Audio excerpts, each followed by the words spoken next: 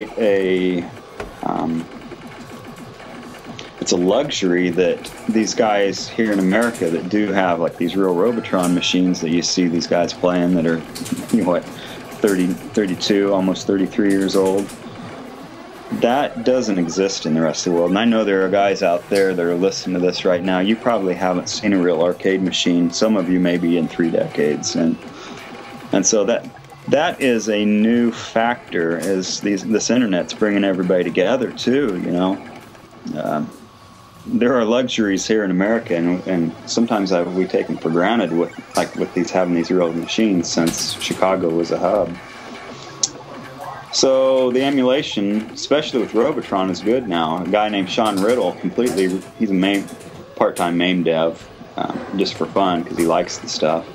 Likes digging these old schematics and these old games and doing scientific testing. He rewrote the code, and you can play a very accurate rendition of emulation. And it's out on Gary Whittingham's Williams Players Unite. You can just download a compiled version that's all ready to go.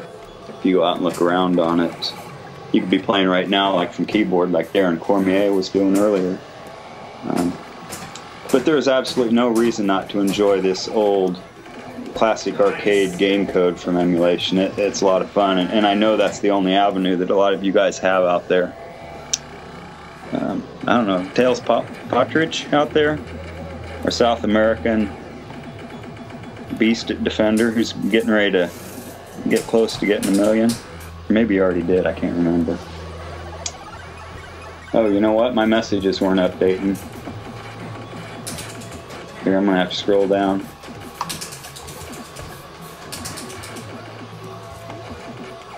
Okay. It says it's good in getting a chance to play pinball games that I've never seen, but yeah, it's not like the real thing.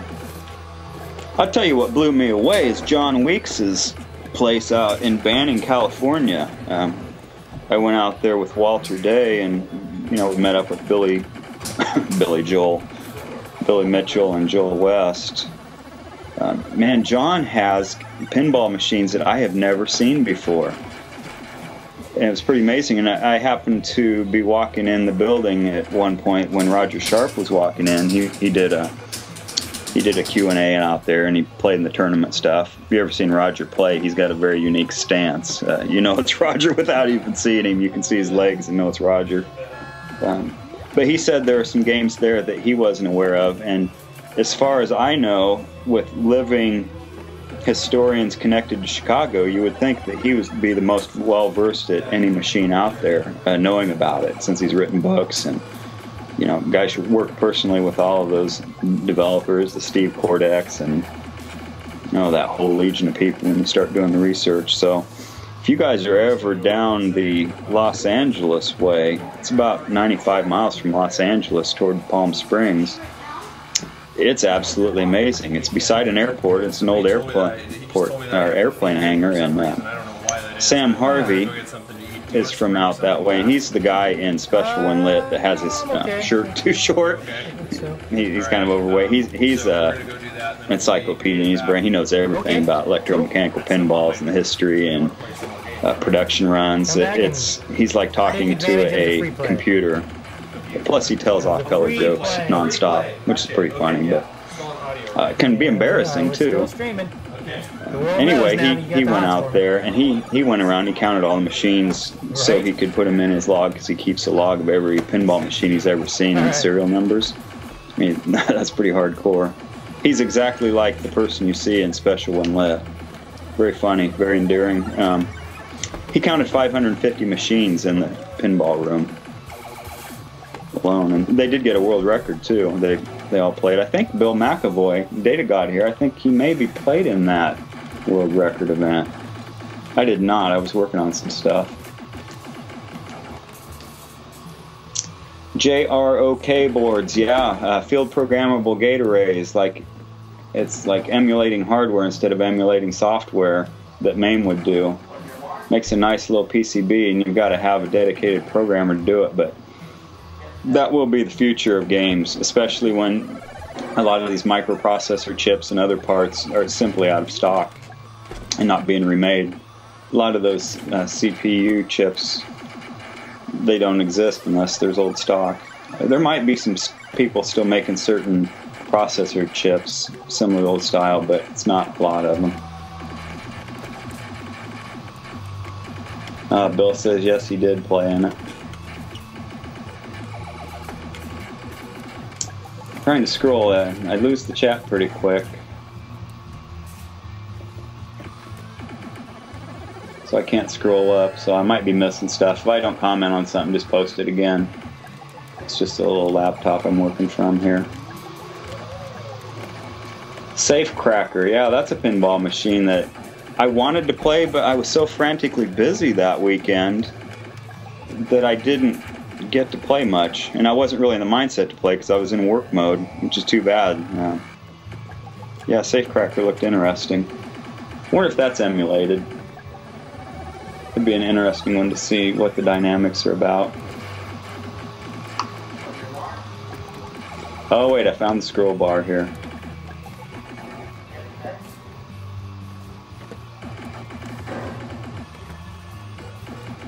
USC president, I'm a happy 40-year-old and the arcade outlet disappeared.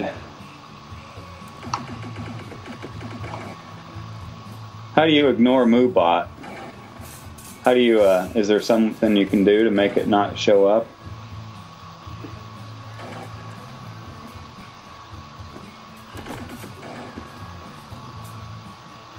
Let's see, click the toggle in chat. Set scroll back amount setting to max out. I don't know where that toggle thing is. Toggle in chat. Oh, chat settings. Set scroll back amount settings to max out. It just has pop out, hide chat, more colors. Let's try this other one.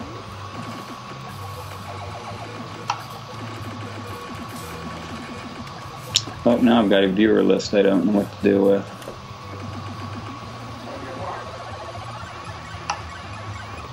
I don't know what the toggle is, apparently. Now I can't get the chat back.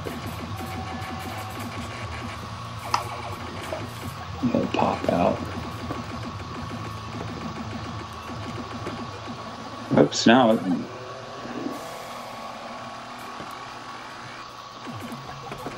Man, I'm about inept.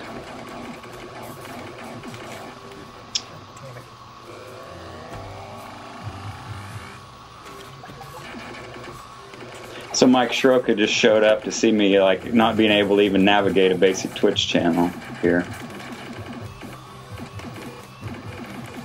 I'm not a professional moderator, Mike, like you and your cool show.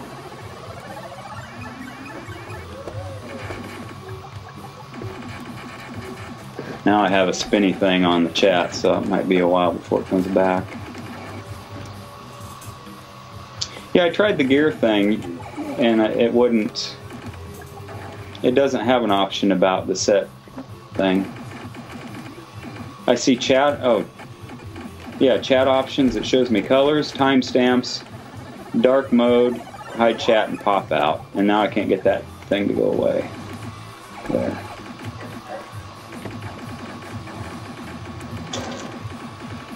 Alright, so... I haven't really been talking about Robotron.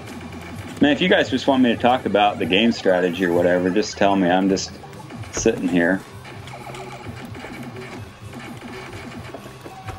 We're seeing David play at about the highest level you can play Robotron. He's practiced a lot. He's very focused now, and you know, he's keeping his numbers clear at the upper threshold of where you really should be before it rolls. And this was an interesting predicament prior to the tie-dye ROM set, because you had to guess at how well you were doing, and when you're tired, that's really hard to do. So it's especially when somebody plays at this level, it's really, really easy to roll your man.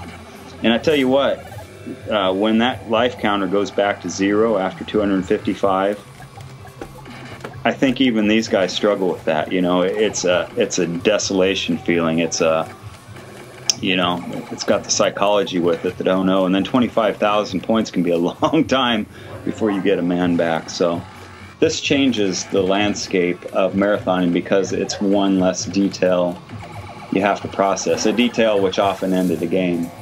And you can Google stories, people talking about rolling the games. There have been other masters in the past.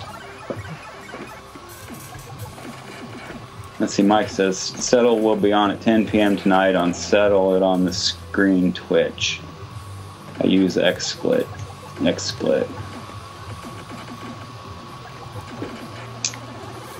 Yeah, I think Mike's working hard to get the message out there about Twin Galaxies and the new era of electronic sports and tying that all together. If you've had the pleasure of talking to Jace Hall, who's the maestro behind this whole Twin Galaxies universe being created.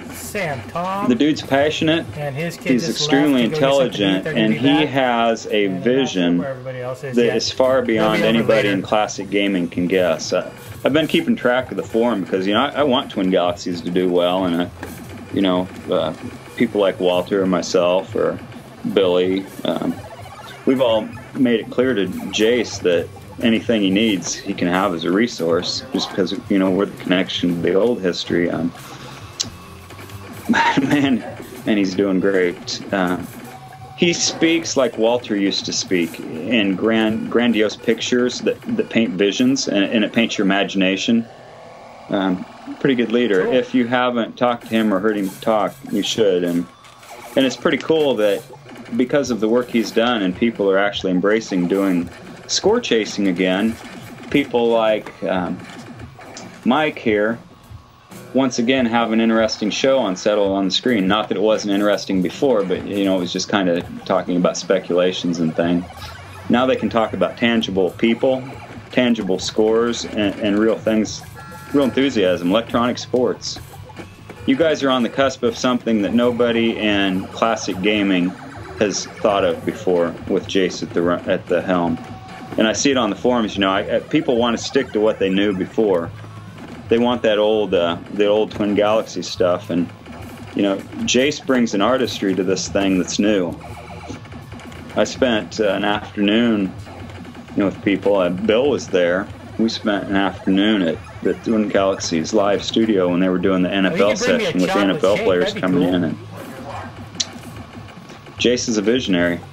It's exciting, and I don't think he likes it when I talk, you know, complimentary like that, because he thinks I'm maybe setting him up to, you know, people think that he's important, and he's very humble. You know, like the trading card project, he won't let us do a trading card on because he hasn't earned it yet. And if you haven't gone out and watched that Jace Hall meets Walter Day YouTube video, it's a pretty good insight. That was all on the cuff. He did not know that he was going to be speaking in there. We played kind of a quickie on him there, but he handled it like a pro. And he has a lot of good content. If you guys are curious to see where Twin Galaxies is going, it's totally there.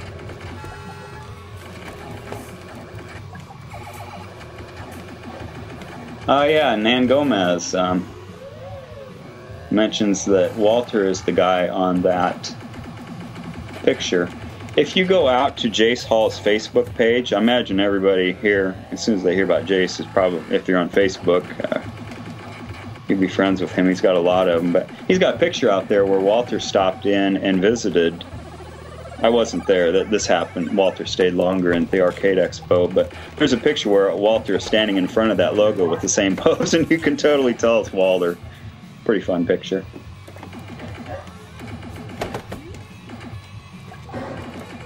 Okay, not from U.S., so don't know him.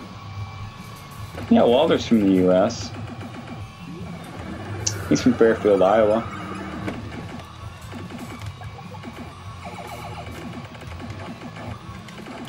And Bill McAvoy's wife says hi.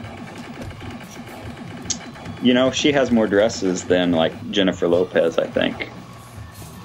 She, like, ramps up. She starts out with one dress, and then it just keeps getting more glamorous as it goes. I think Bill must be a busy guy. she's cool. So anyway. My chat thing is just spinning on a circle now. I see stuff coming in, but I don't really know what it's doing. Oh. What country are you from, Space Invader? Are you on the Williams Defender Players page? That has a widespread global audience. There are people from about every continent, country on there.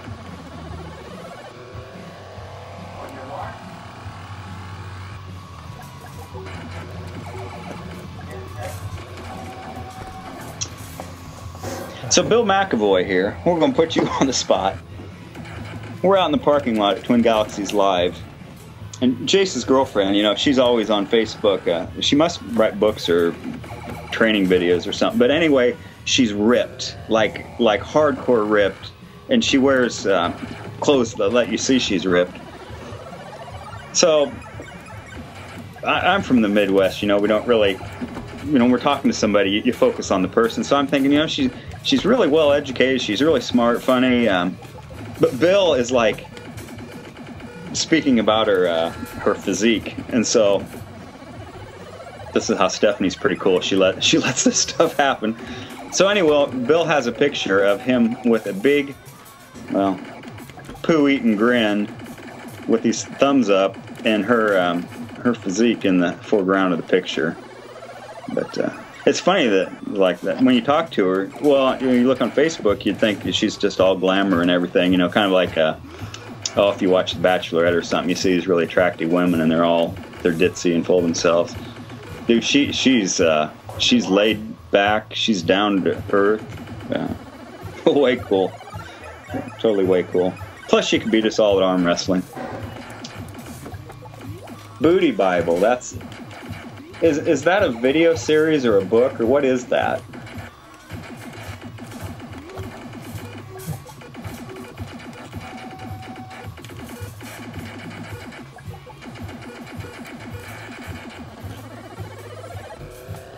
Northern Ireland, you know, Zubair Ahmed is from Ireland, I think, or maybe he might be in England now, but I was thinking he was from Ireland. Yeah, there are some people from Scotland, and Spriggsy makes fun of me, Paul Spriggs, because I have trouble with all the Great Britain stuff. It's France by Ireland or Scotland, or is the Newcastle Bridge the same as the London Bridge by the... Apparently London and Newcastle are far away from each other, but what the heck, I've never been there. They might as well all be in the same place. Just like Los Angeles is about 30 miles from New York City.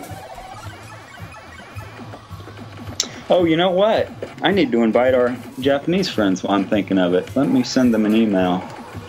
I totally forgot to tell them about this.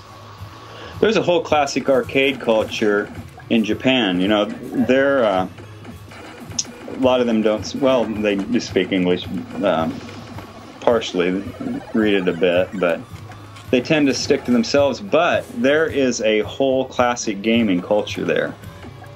They have like a Sega Avian arcade. They aren't allowed to take pictures in it. They have really strict rules on competitions too.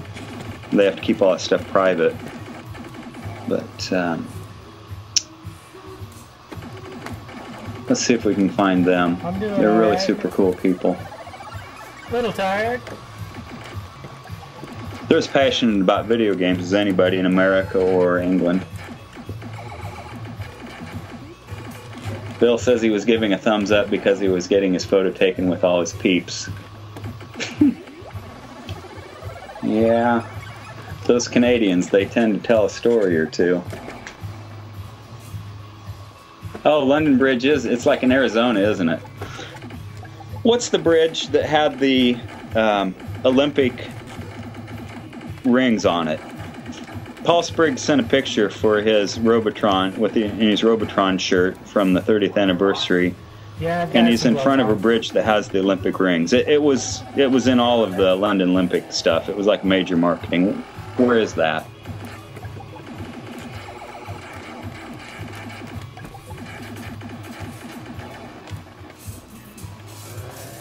Is that in Newcastle, or is that the one that's near the Queen?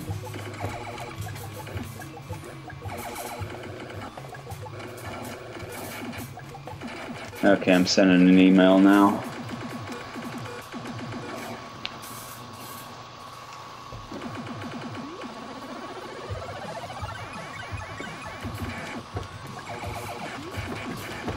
And these guys have been playing 9 hours. That'd be way beyond any limit I'd have of attention I probably do have attention deficit.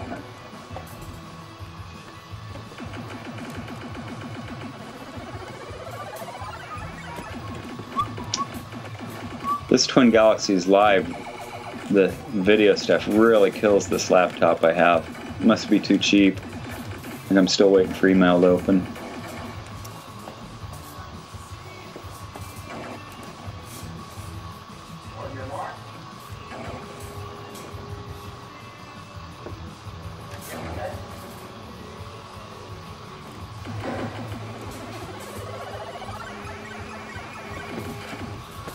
Hey, I see Greg Hansen has his Arcade Impossible image up there.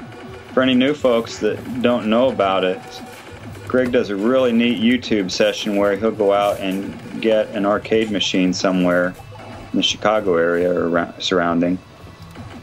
Pick it up, film it all, and talk to people, and then brings it back and restores it, and then we'll add it to his growing home arcade. Quite entertaining, actually.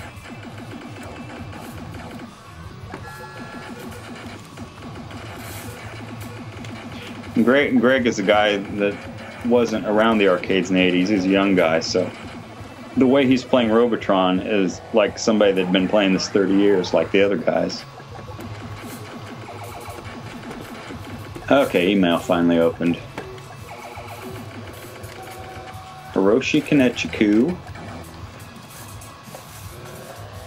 Mitsuyoshi Koito, and Satoshi Nakamura. Robotron live event right now. Please join us.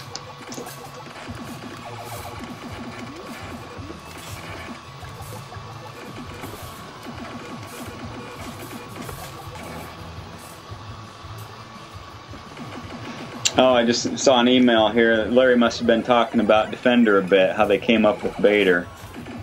Did he tell a story about how they were into asteroids and they called the UFOs little bastards? But they couldn't call Baders that, so they changed them to Baders.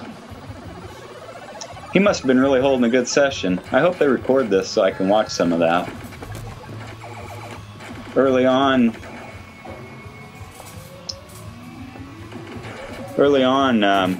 today, Eugene got on. Larry did kind of like the little invocation and got people started. Then Eugene came on for a little bit. I'm guessing Eugene's out of town. It's his birthday weekend. I would assume he's doing something with Sasha. No, Gary Whittingham, what do you say here? Yeah, your daughter needs to help you get that Skype thing going. Man, just go find a tablet, borrow one from somebody. We need to catch Xander before he's gone so he can add you to this commentary thing. For you guys that don't know Gary Whittingham, he's hilarious. He's got a lot of high-level Defender videos out there and training videos, but you should listen to him. It's like great. You know, Americans, though, we love our Australian accent stuff. And Foster's. It's Australian for beer.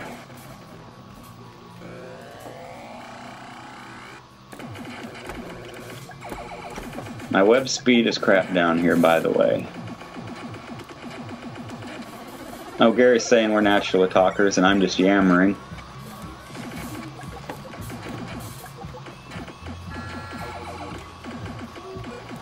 Who doesn't want to hear an Australian funny guy commentate for a while? He knows his Williams history inside and out. Actually, he'll be modest, but he knew Roger Sharp.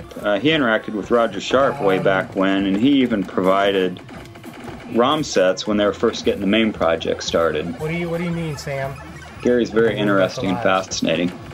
I've decided that I'm going to call him the Catalyst because he seems to bring everybody under the Williams umbrella from all over the place, all over the world too. Yeah, Gary says don't build me up. It's kind of like Jace, I'll talk you up all day. Oh yeah, they don't really drink Fosters, the Aussies. Yeah, that's the joke. Gary clarified that. But it's still a commercial here. You will see commercials of Foster's. It's Australian for beer with a stereotypical out, like an Outback. What was that guy's name? Jack? No, we did the movies. Yeah, Gary and Paul got into some conversation. There's some kind of beer that's a big deal in England. When you roll the Here are the lives, oddball beers we call skunk beers. lives, I don't even drink beer, roll. but I know all this stuff. But skunk beer would be like Busch Light and stuff here in America.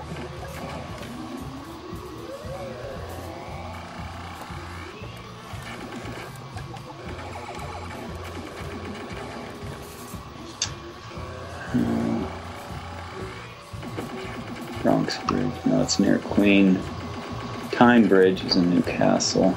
I'm scrolling up to read some of these comments. Lower Bridge in London. Any channels open, Mark? That's scrolling fast. I wish I could have found that setting.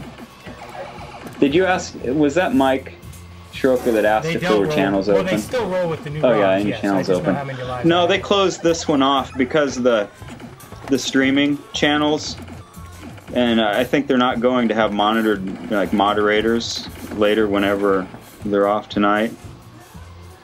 So they only have it open by invite. I thought Rick Gellert was going to try to come on. He's a master. Well, he's an extreme master at Robotron.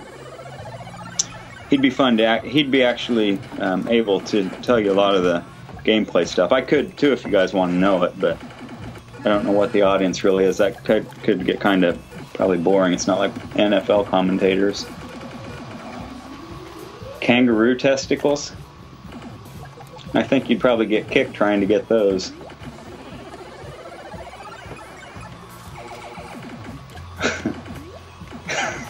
You guys.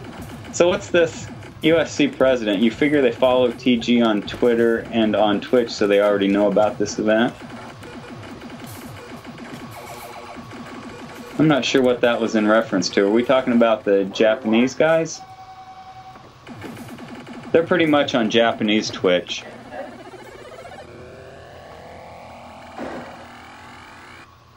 Not Instagram. There's some photo sharing thing out there. I can't remember what it's called, but they communicate on that a lot. Like they'll send me pictures from. It's not Instagram. It's something that's artsy and sounds like that. A lot of Japanese folks on it. Quaffs a Guinness.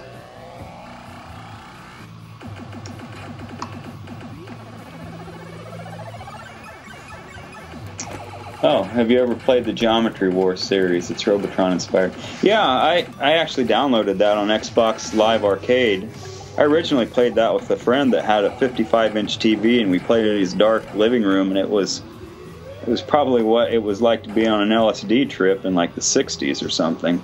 It was pretty trippy. It was fun. I had trouble following actually what was going on. It's a little too crazy, but just for a rush and playing with somebody against them for points, it was fun. I got mercilessly tromped, as I recall, which I guess is probably most games.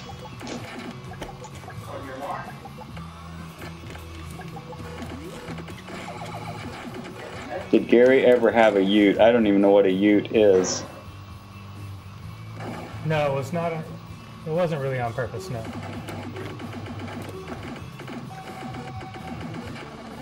It's just a power of 8.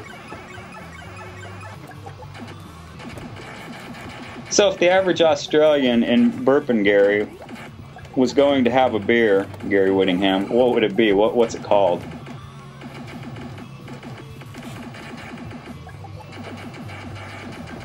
Oh, is there an official Gauntlet 100 million point drink? Say, Gary, you got to think of it. You'll have to define it for us.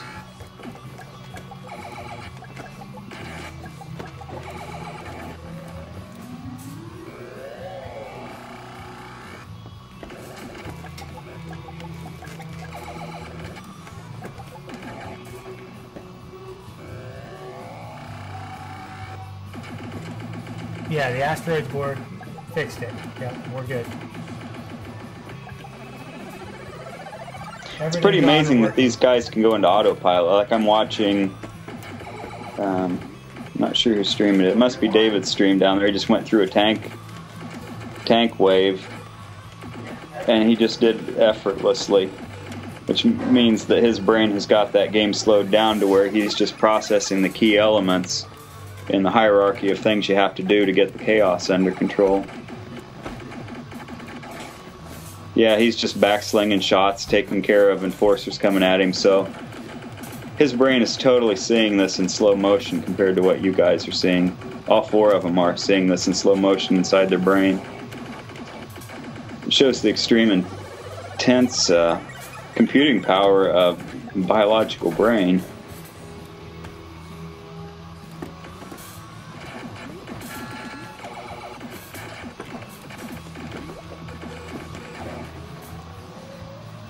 The first time I heard Eugene speak was not even the first time, when I first figured out that he was one of the bid kids, the elusive bid kids.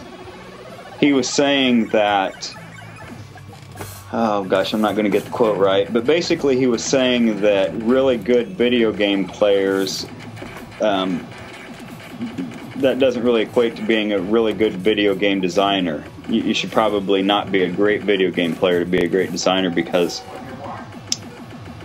well, number of reasons probably, so you can figure out what the public likes, but what that leads to is an observation of how well the testing phase of this game was in the tuning to make the speed right. Because if this game played any more frantically, these players probably wouldn't be able to marathon this. But the speed that it goes, it offers just the right amount of frustration factor and loss. But you don't want it to be crushing. I don't know if you guys have ever played a game that wasn't well done, and after you play it, like let's say you die a bunch or just isn't fun, it's like, well, I'm never going to play that again. Robotron doesn't have that psychological problem at all. The balance is just right all the way through it. It's like just everything's perfect, and you can tell that they played it a lot. You know, there's some pictures that have emerged, like from Christian Gingrich, showing Larry and Eugene playing in the Williams office in 1987, but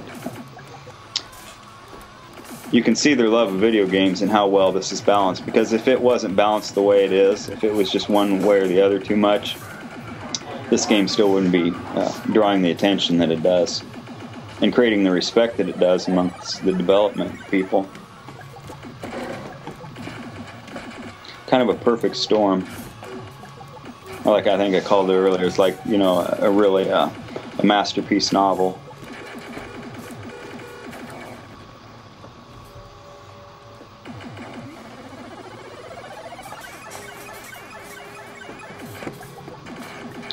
Would love to see a Gauntlet stream, not the new Gauntlet, but the old one.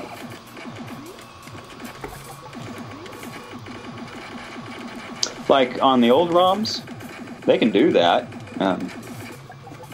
Shoot, I think that David is probably going to try the old ROMs again sometime and see if he can push his 60 million top before the game reset.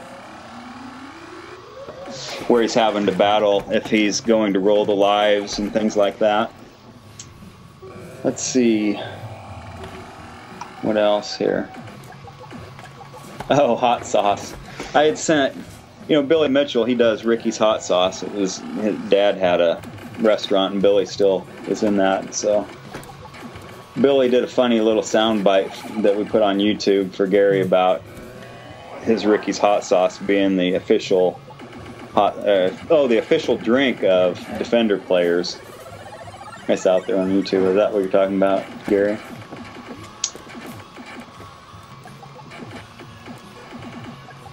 Does Robotron rotate the waves? Yeah, the old Gauntlet ROMs are from '82, which would be what are called the, well, I don't know, you call them red or yellow or orange. Basically, I think they had a yellow sticker on them, which they recycled, so they took a red magic marker over it, and they were probably red ROMs, but age and fading and weathering turned them slightly orange. So I don't know what color they were really intended. That'd be a question for Larry Eugene, I'm sure. But the blue and the red, orange, yellow ones from '82 are both the old ones. David, I'm sure, would stream that. I don't know if you get the other guys to stream it, but David would. Okay, there was another question here. Yeah, the slow-mo feeling, that happens in a number of games. It has to be fast games. Like Nibbler is another one that does it. You'll hear Tim McVeigh talk about that. The replay value of 80s games was spot on and it got lost. You know, that'd be another question for Eugene, but it's interesting that Defender helped define the replay value. You know, they laugh about how quickly it killed people off. Like I think he says 37 seconds is an arbitrary number. But he's also the one that was part of Smash TV, which completely changed the mindset of coin-op, where you played an extended game. So that might have been a turning point. The Smash TVs and what was like Gauntlet was a game like that. I don't know. Eugene's still in the business. I'm sure he can tell you the whole dynamic of that from a financial perspective and why those things got lost.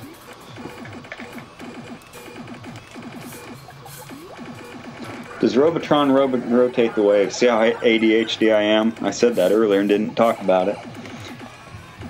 Okay, you have to listen close here, and it's written down on the guidebook if you forget.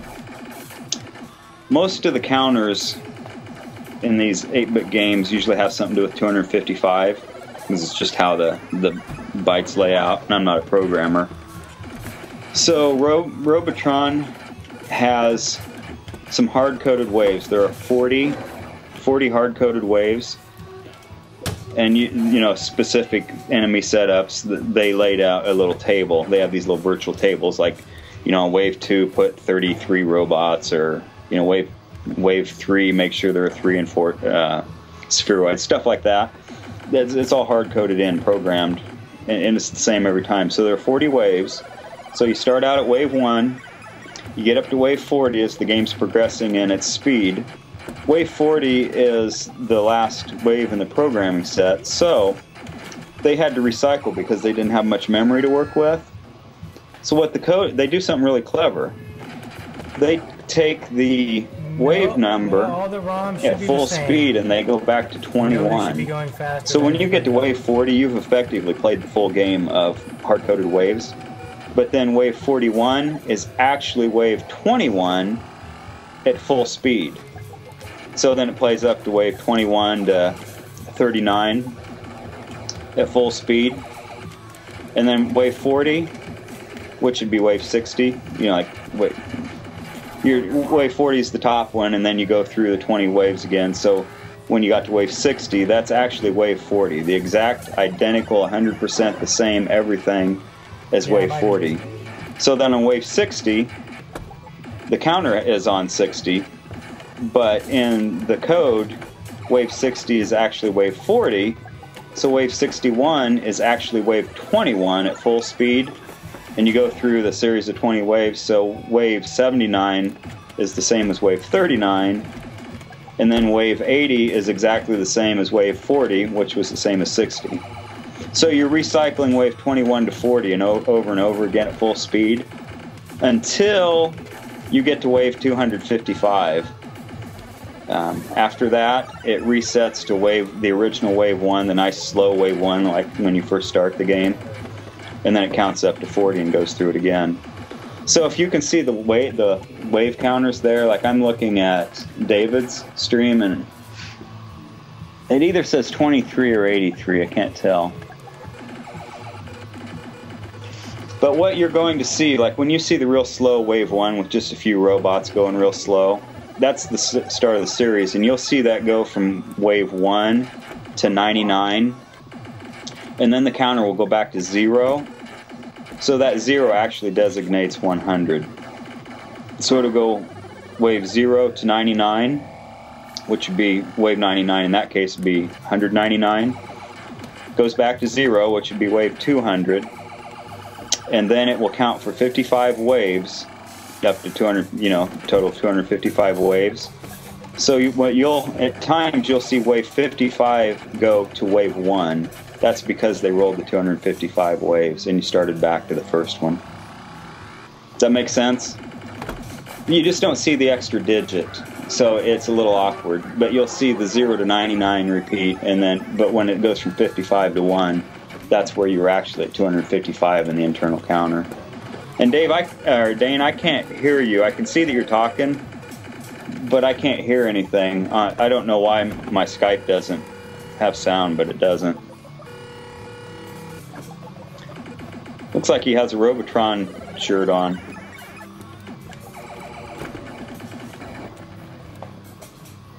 Did any of you guys catch what Dane said?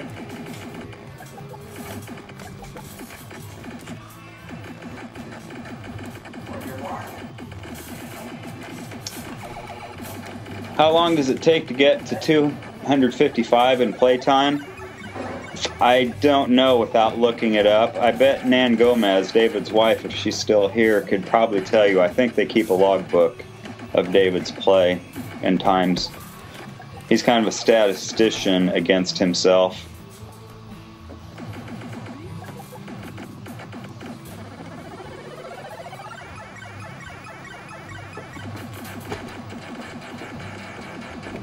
So he says 2 hours, like a minimum of playthrough on each level.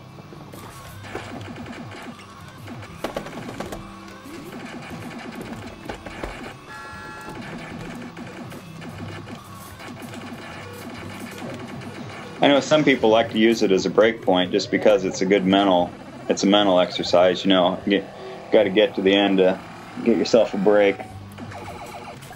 Lonnie McDonald, who's played Joust up in the like 50 hours a couple of times, maybe more than that.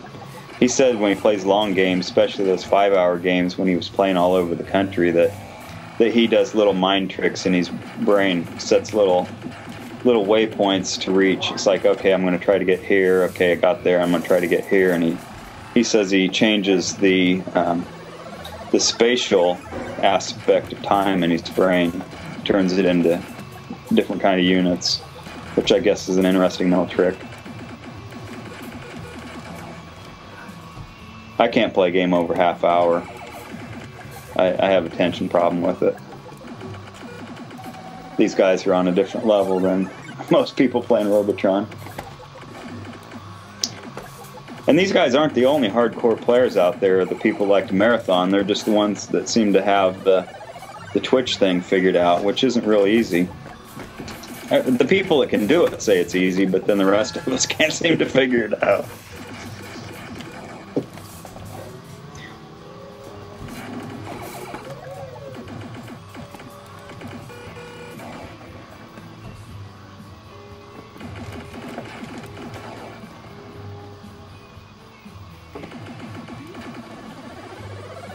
Gallagher, every 5th wave is an easy wave. Oh, there Nan came on with some stats.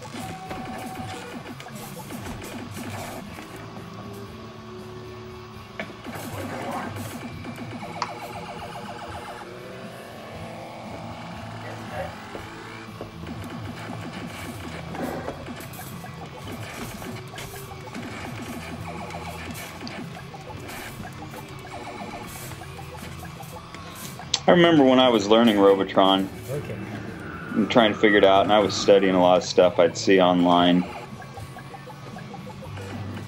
I didn't have a lot of people to play with. I'd watched a couple live people and learned some stuff, but some people had this opinion that it was a reflex game, and as you got older your reflexes got worse, so some people might simply not know how to succeed at Robotron, or physically not be able to do it. And I kind of wondered about that, and at times I was frustrated in learning the game. But what I discovered once I learned the game is that there is offense and defense. It's not all reactions. If you're getting into a reactionary situation where you're being on the defense and you're getting killed all the time, that means that there is an offense strategy that you just don't know how to use yet. You haven't learned it. And that's where you go out and study people like Red Elf, which is John McAllister. He's got a really high level, a couple of really high level games out there where he plays really precise without extended men. And when you watch them, even these guys are showing you master tricks. It's just such a chaos game that until the observer understands the dynamics of the enemy behaviors going on, you can't pick out the nuanced stuff they're doing. Kind of like if you've watched a really good guitar player of whatever genre, and they do some things that seem really easy or it's clever. You know, some of those things might have taken them multiple years of training in the real subtle nuances and in the way they touch the string or whatever. That's actually comparable to what you're seeing these guys do with some of the things, but you just have to be acclimatized to it. Otherwise, it's kind of like some of these new people that have come on here and say, you know, what's this? This is on for 24 hours, goodbye.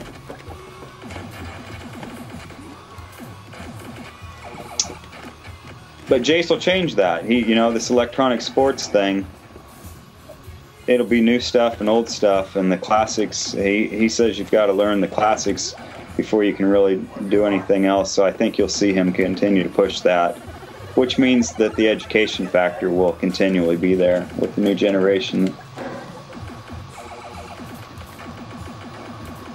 Yeah, Nan, it was just a Space Invader that was asking.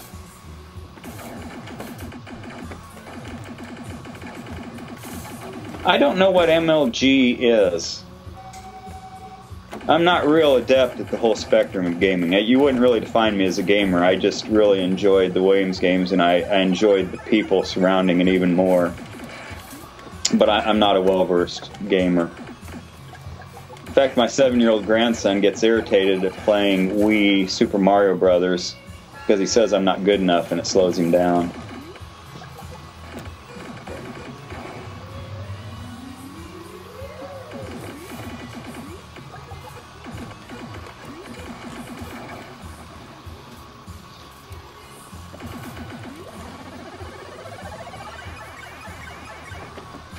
Is MLG like in esports? Do they have endorsed players? Like I've seen reference to these fighting game people. There are a few people that seem to get paid for that. I remember a guy by the name like Justin Wong and some other names that have come up in Walter's trading card project. Is that what you guys are talking about?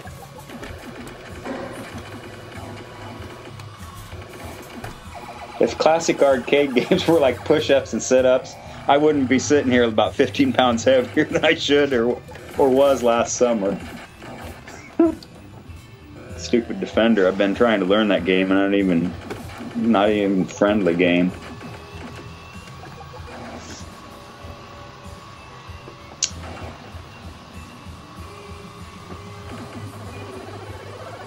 Counter-Strike Generation.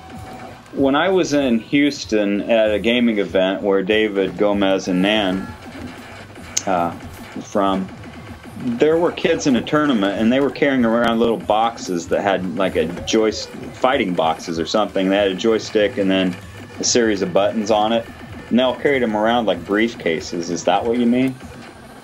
Is that the Counter-Strike Generation?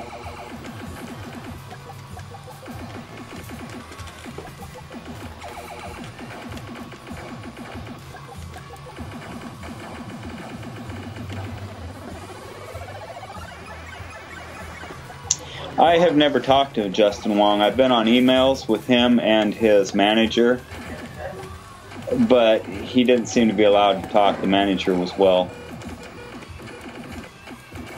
in control of the discussion. It was like talking to a lawyer.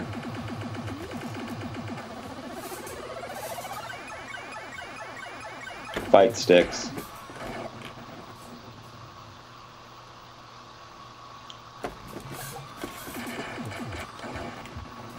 I play classic arcade games to keep warm.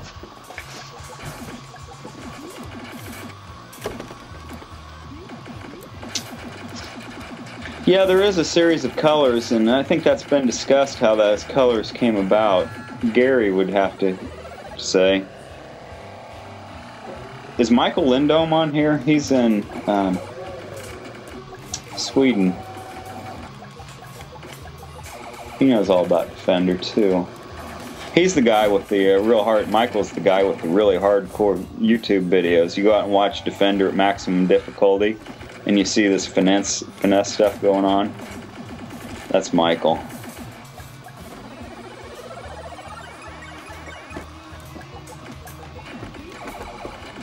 He's highly revered in the Williams community.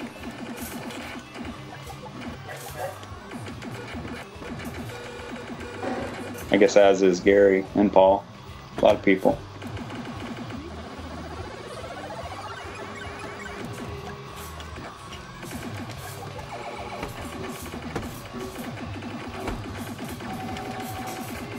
So this Major League Gaming, is this like a Twitch channel?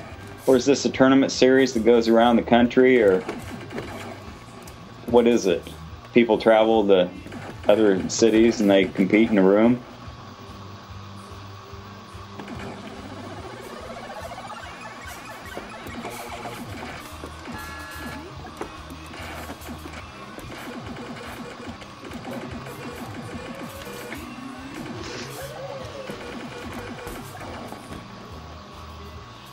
I'm going to jump over to Greg's channel while you guys are catching up. I don't know how much delay happens here.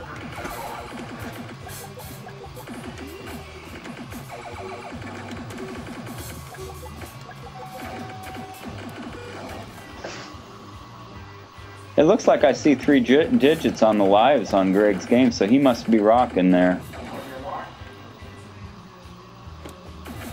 I can't see the score or anything. Let's go over to Dane.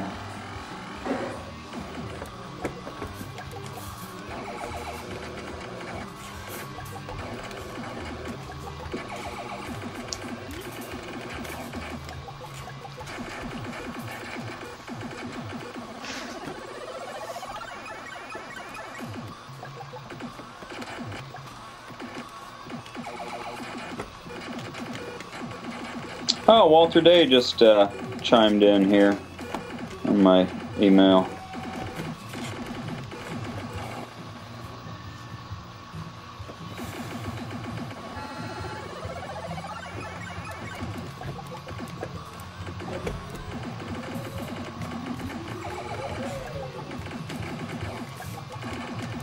Let's see what he's doing.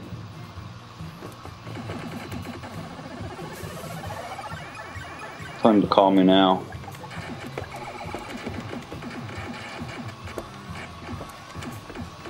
I don't know if you guys will be able to hear him, but maybe I can put him on the speakerphone from my phone, and I'll put it by the speaker. All this technology. Maybe I'll try to call him.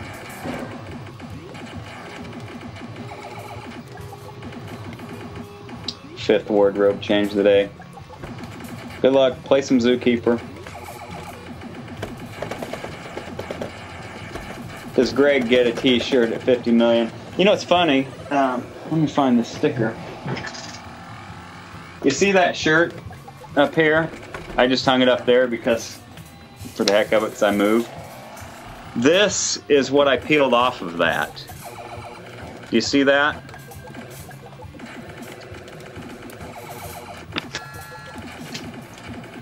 Greg totally gets a shirt, if he earns it. I only have like 2 left or something. There's one at Twin Galaxies Live, but I think they lost it. I sent a medium one out there for Jan. Hopefully they hang it up or something. It's pretty hard to get both Larry and Eugene's autographs on something, and Larry and Eugene both took the time to autograph a little pile of stuff.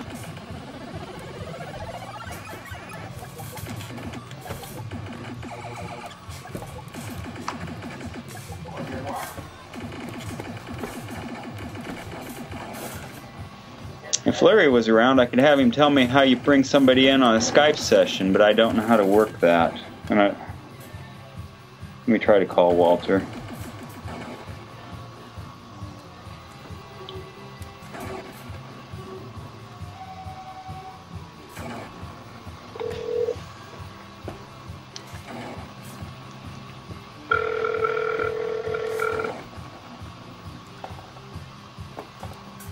I'm waiting for it to ring. He never answers his phone.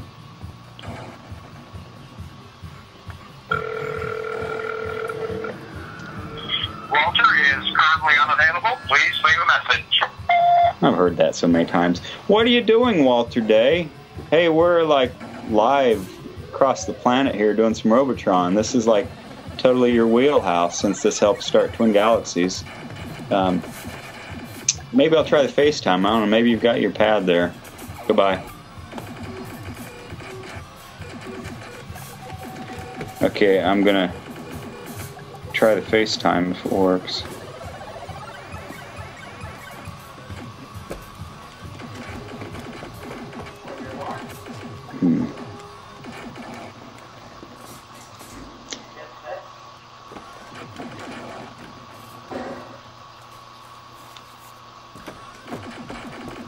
I can't find FaceTime on my stupid phone here. Oh, there it is.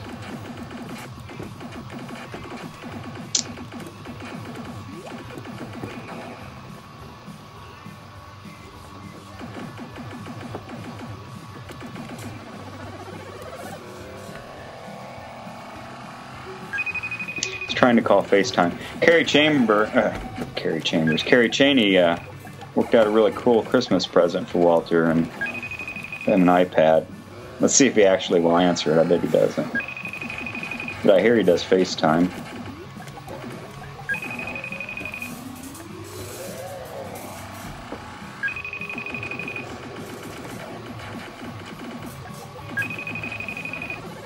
It's just ringing.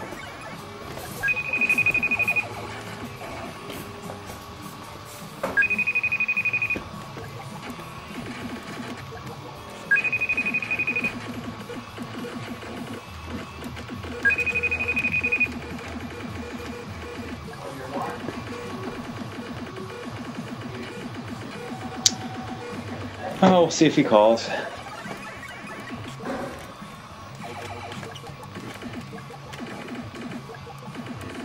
Arcade Impossible hype. Yeah, Arcade Impossible's cool. MLG is big money. Teams go head to head. I see Halo toys in the store. Like, I'm in Target a lot with my wife. I see things that relate to the Xbox games. You must be doing a good job of marketing.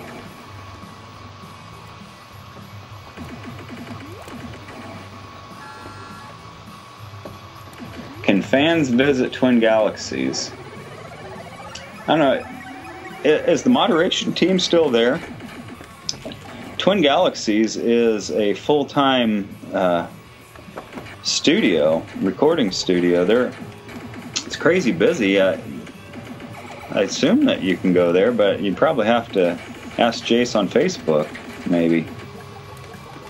He's a busy guy. I know he stays up all night working on these Twin Galaxies projects. He gets a little bit of sleep in the morning, but I don't know, maybe ask. It was pretty impressive. It was kind of cool standing in a room as like NFL players just walk in. And then Manny Pacquiao was in there the Monday after that. They're doing this thing called, man, I wish Xander was here. Smile Time. I guess they've got Big Cheese from Hulu involved, and Twin Galaxies has... I don't really understand what they're doing. It has to be nice if one of these Twin Galaxies guys or Jace came on. What are you doing, Jace Hall? Anyway, they got a lot going on. It's an interesting place. Boy, it's busy.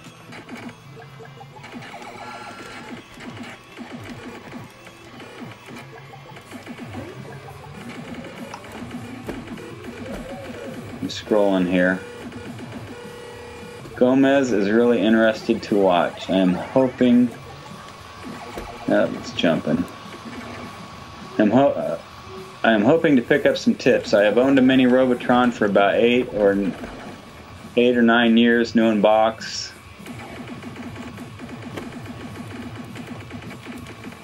I have heard of that guy that sells the boxed up original machines.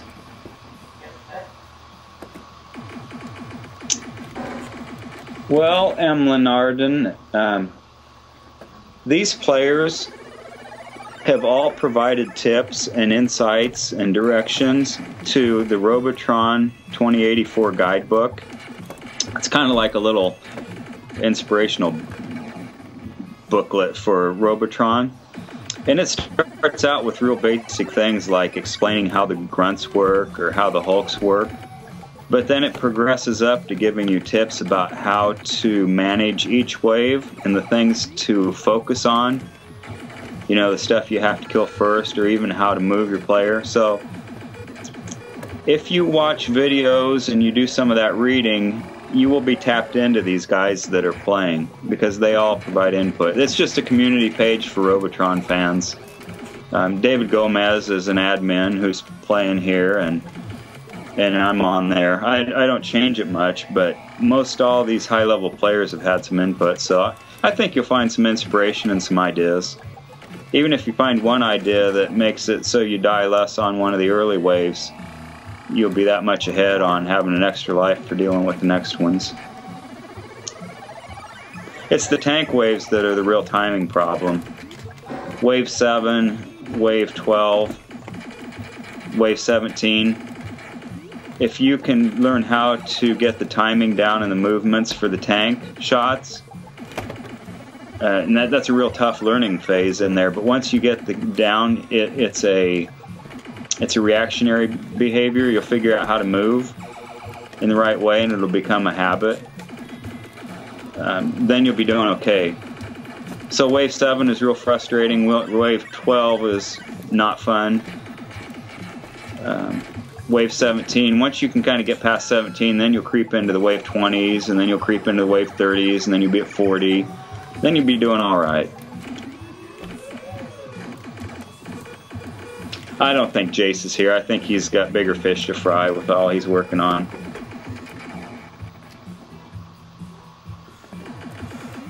Is it possible to never die in Robotron? Yeah, if you play MAME and turn on the invincibility cheat, which I've done before. It's kind of interesting to watch the enemy dynamics. Like if you just put the guy in the middle, like all those robots that I see on Wave 79 on, is that David's stream? I think it's David's stream. They will just all spool around. They just like go all around you because you don't die. It creates some really odd situations.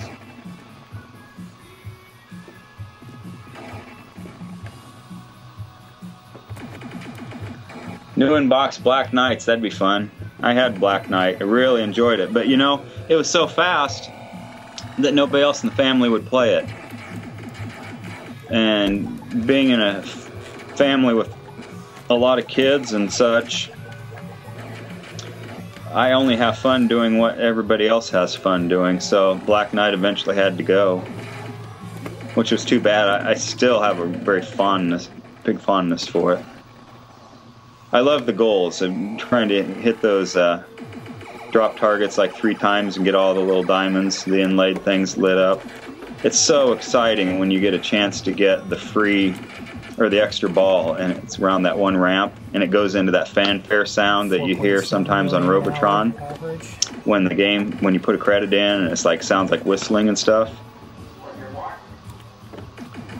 Yeah, Black Knight's great.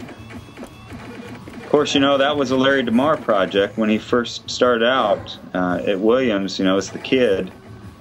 He was working on that with Steve Ritchie, and I think there were some other things, but another great risk and reward game, Steve and Larry. And I totally believe that some of that evil genius stuff crept into Robotron, you know, from the Black Knight and Defender and, well, even Stargate, but it's totally in Robotron. So I think Black Knight has a lot to do with how Robotron developed. I bet if Larry hadn't worked on Black Knight, some of these things in Robotron probably wouldn't have been quite as great. Yeah, Mike Troca says Settle It on the Screen starts in 5 minutes over at Settle It on the Screen.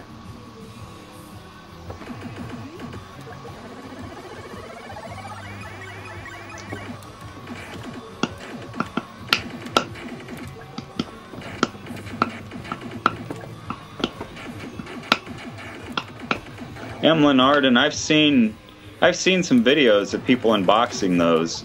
I don't think they're on YouTube anymore, or they went to private or something, but I did have some linked on the guidebook. It was kind of interesting to watch. A guy that had a really fancy carpet. It was like fluorescent carpet or something. That's been a few years ago, maybe. See, Defender's still being talked about. Where are you at, Gary Whittingham? I hope you're out buying a tablet so you can Skype in.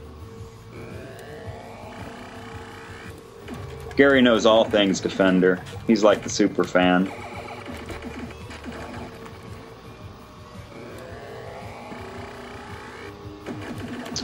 Players eating or bathroom breaks. I'm only seeing little screens. You out there, Nan? How does that bathroom break and the eating stuff work anyway? You've been attentive to David on all these events.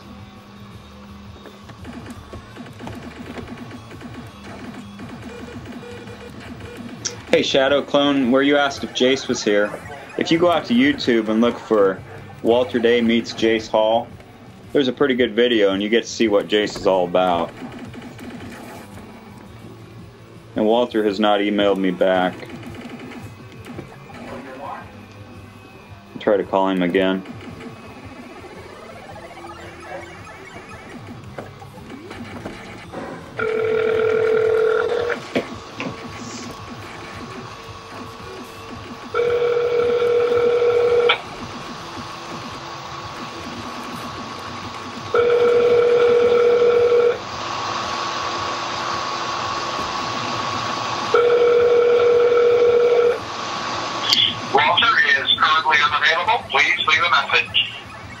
No, Walter.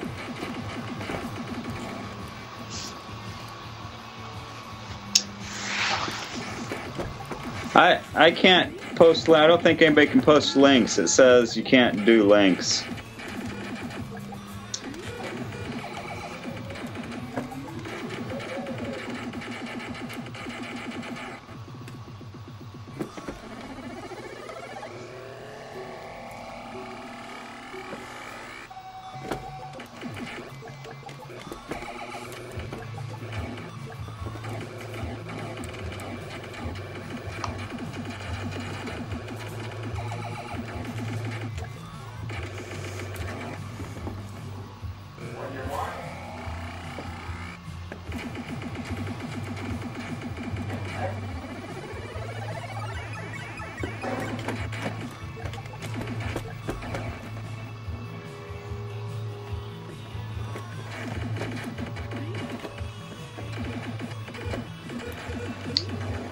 Yeah, I still work at Defender. I don't really like Defender that much because it's so frustrating, but I want to learn it. I think I'm stuck at like 160 some thousand. But then I don't want to play it for a while, so I'll go like a week or two before I feel like playing it again. It's been slow going. It looks really fun when you watch the Masters play and they're zipping around and doing this and that, and they last a whole wave without dying. It really looks great. I've never experienced that level of entertainment.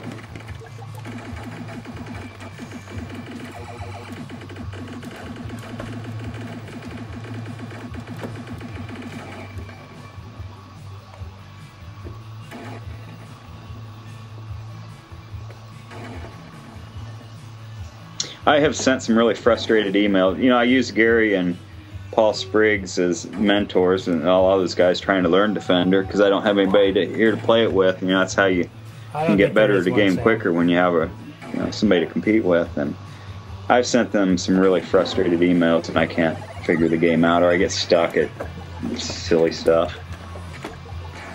So yeah, I don't think I like it most of the time.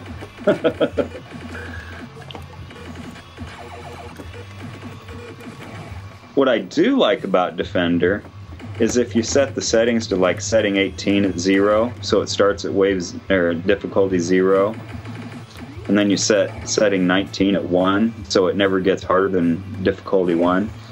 It lets you do the enemy strategies over and over again. I can play it like infinitum like that, and it's actually entertaining. Hey, here's Walter Day. Let's see what he's up to. Hey, what are you doing, wild man? Hey, I right now I have the kid's iPad on, and I'm Skyping in, talking on Twin Galaxies Live. Like, you know, they're doing a Twitch broadcast of all. Well, David's playing Robotron, and Ken House, and Dane Tullock, and Greg Hansen. So, You've been working? huh? Yeah, it's a 24-hour event. These guys are trying to play to 100 million again. Larry's debuting the tie-dye ROM set for the world. Remember I told you Larry rewrote Robotron and put some special things in it to make it more fun to marathon? What did he put in?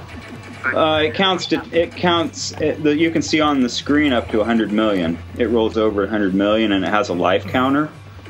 It's pretty cool. It's called the tie-dye ROM set. Kind of like a joke, you know, Eugene wears those bright tie-dye clothes. So, do you have Skype on your iPad? Yeah? No, I do. Have you used Skype yet? Yeah, I've talked to Triforce on it, and I've talked to Joe West on it. Do you want to try to come in and talk on this session? I'm just sitting here yammering at the people that are listening. Do you want to come in and talk on it? I mean, Robotron was a big deal at Twin Galaxies. I think it's wonderful what you're doing, but somehow, I still feel reluctant. Oh.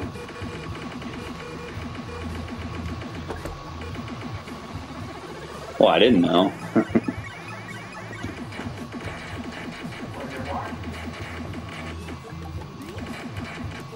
Mm-hmm.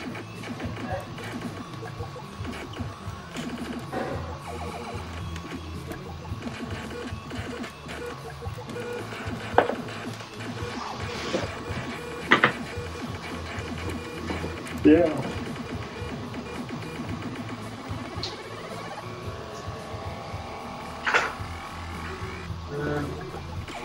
I'm trying to help steer it along. I will.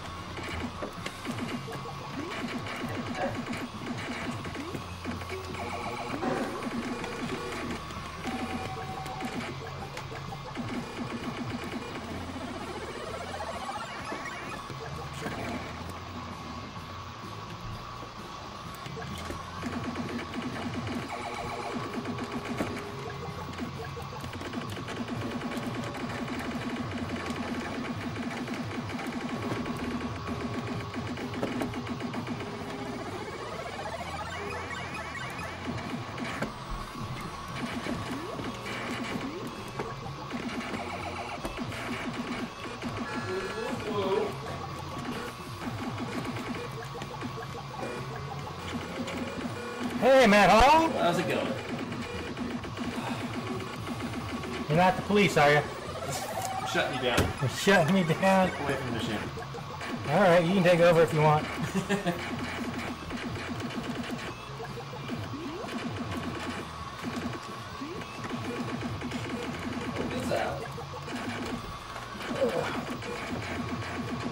Get you some of that.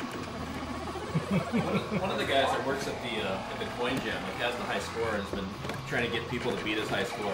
On Hogan's out? Oh no. How high is it? It was like, we got like 400,000 or something. Jeez. Like that. Yeah. That's pretty high. Yeah. It just gets to the point where I can't react anymore. Or I keep shooting that fucking asshole cop that looks like a bad guy. And he's got that menacing smile on He his does, face. because He looks all pissed off. he's a dirty cop. He's a fucking dirty cop. He's a dirty cop. Fuck that cop. Fuck that cop. Fuck the police. Fuck the police. That's what we're talking about. Whoa, outrun. You're off. Yeah. When did you get that? Last week. I changed it around in here a little bit. You probably noticed. Yeah, I saw Hogan's Alley. I didn't see it. Yeah, there's 27 total now. And it's still spacious. Yeah, I see you were able to move that ball a bit. See those games in there. Yep. Yep, I just got rid of the shelves that were back there, put that stuff out in the shed. Yeah. Yep. It was a pain in the ass getting back there anyway, so. Not bad. What's up, Sam? Sam will be here a little later. Who else is coming? Ross is supposed to be here. Oh, yeah. Bill's supposed to be here. Thomas was here, but had to go feed his kid. They'll be back. Brian had to cancel, the guy from the pizza place. Because one of his chefs broke his leg or something. Oh, shit. He's got to work.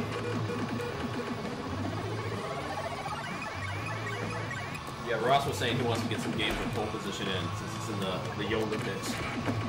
I got the asteroids is working too, so you guys can do that game too. But the pole position is on different settings, though. Is it? It's 3 laps. And, like, a difficulty and time adjustment A instead of 4 laps. Well, you guys can adjust it if you can figure out how. Yeah. Bill will be able to help you with that. You probably know how. I don't want to open it up. It should all be different. It is. Yeah. But I don't know if they're labeled or not. Well, it's not labeled what they are. You have to look it up. But Bill will help you with that. Bill knows how. Yeah. Look it up online if you Yep.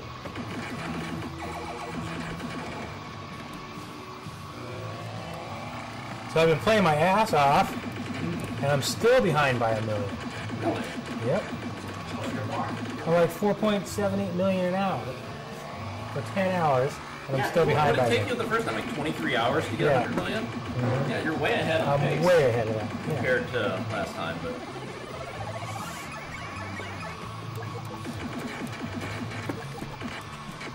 yeah, I Yeah. heard that like 2 of the guys didn't start at the same time.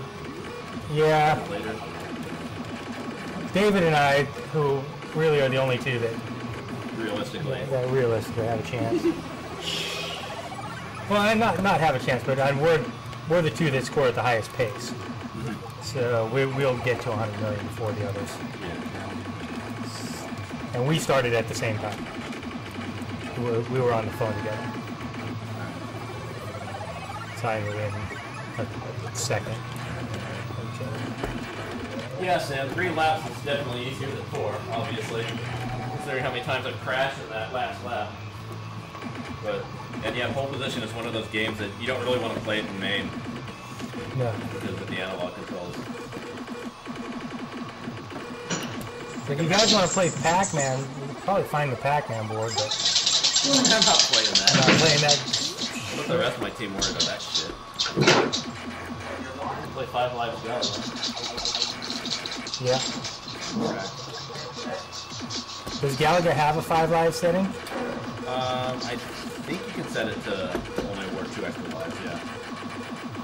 I think. If not, You can keep just track. keep track. I'm pretty sure I can keep track. You got those mad math skills. I have one hand, I can count to You can 5. get to 5. Yeah. I got the cliff notes right here.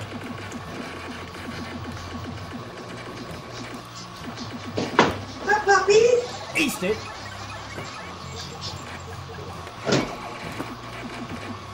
Well, it's just because, pole position uses analog controls.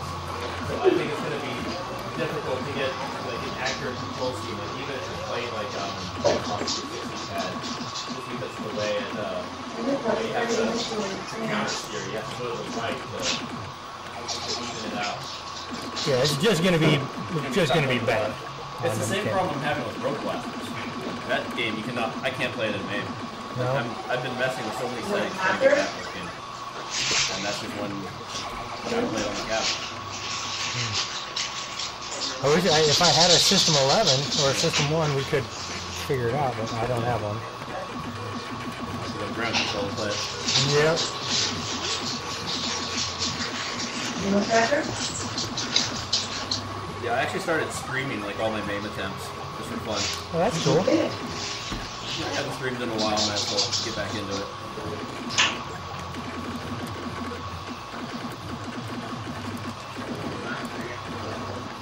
All my bitching and moaning out on the end. That's right. Hat holes and whiny balls.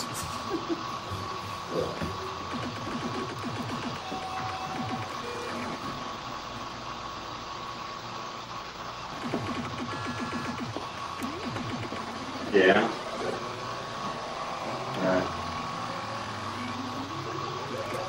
Leave him alone, you fucking assholes. He's just a boy.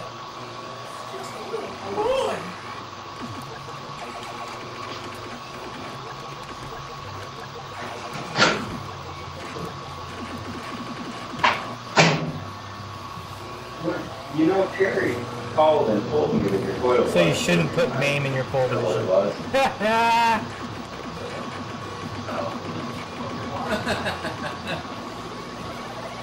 Yeah. Actually, that's exactly what we're going to do, Sam, after rebuilding that thing.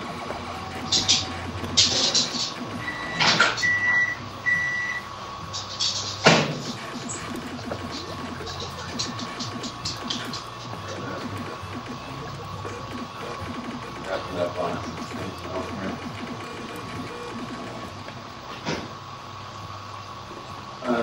They're closed out. It's $10. Why would we not? Why would we not?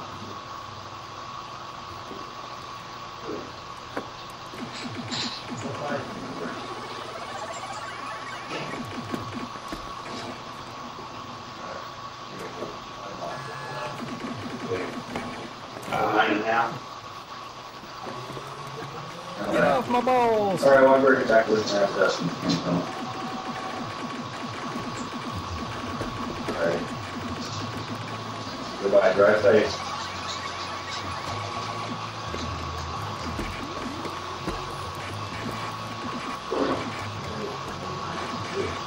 I gotta gain a pair of those $10 boots tomorrow. I gotta take mine back.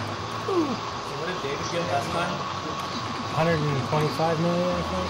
Something like that. It's $10. This guy. Alright, well, I'll wrap this up. It is pretty nice.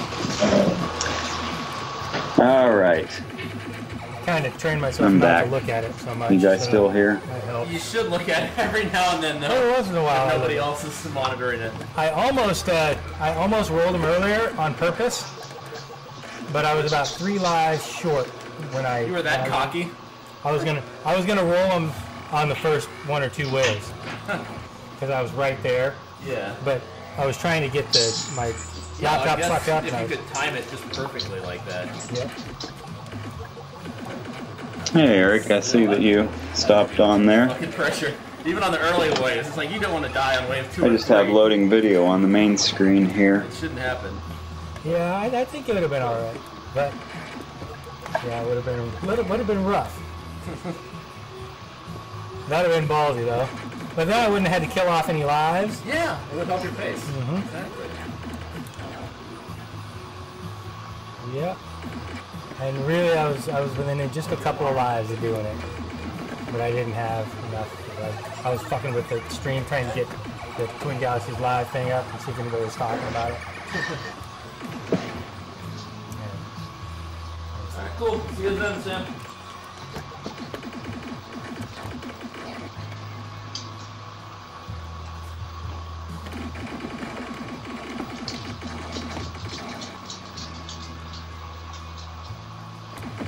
See you, Sam.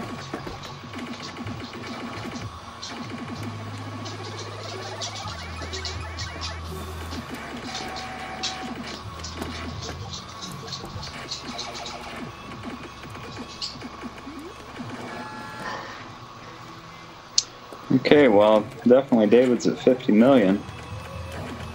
Halfway there and beyond.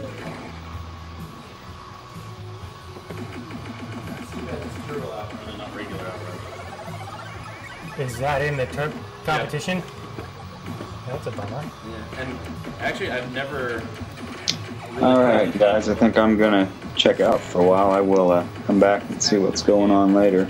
Well, if I had a Maybe board, Rick come on for a while. Good luck. Fit right in.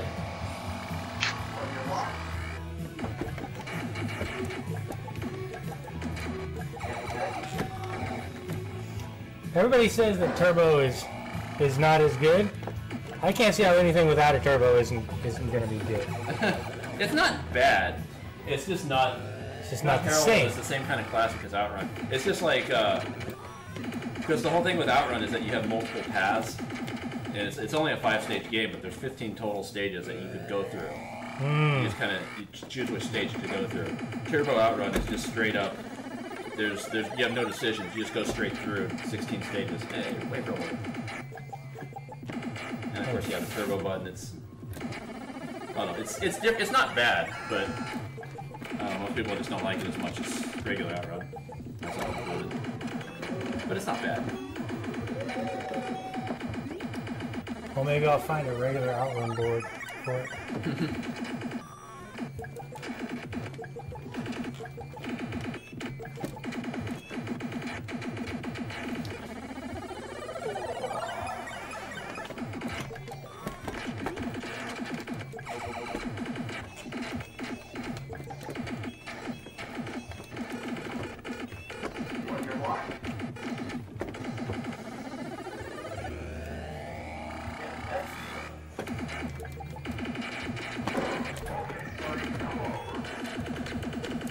Get off of me.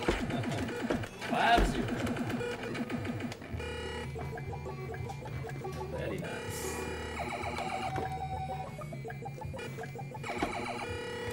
This wave is a lot easier. Yeah, it's the first brainwave. That felt good.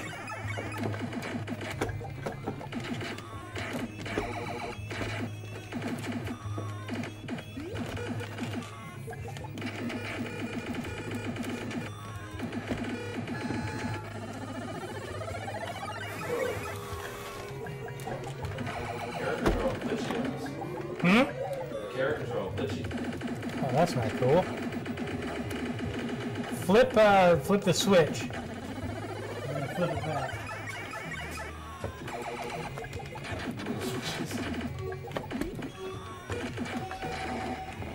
It's right here.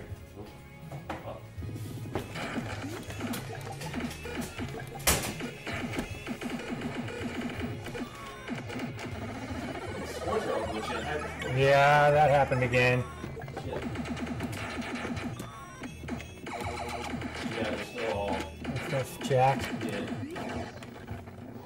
That sucks. Weird.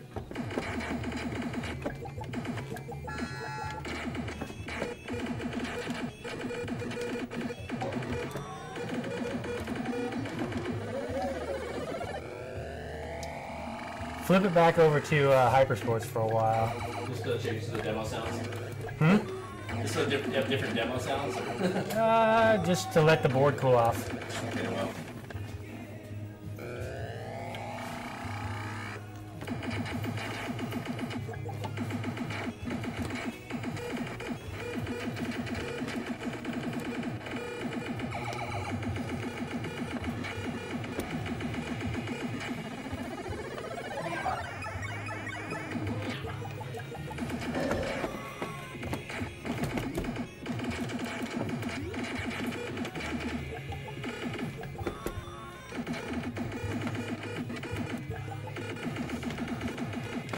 guess Hogan's Alley really needs some sort of free play ROM so it doesn't stay on that screen forever. Yeah. Well, that's going to become a Play Choice 10. Uh-huh. And it'll just have a Hogan's Alley card in it. And Duck Hunt and a bunch of other games. Castlevania, Metroid.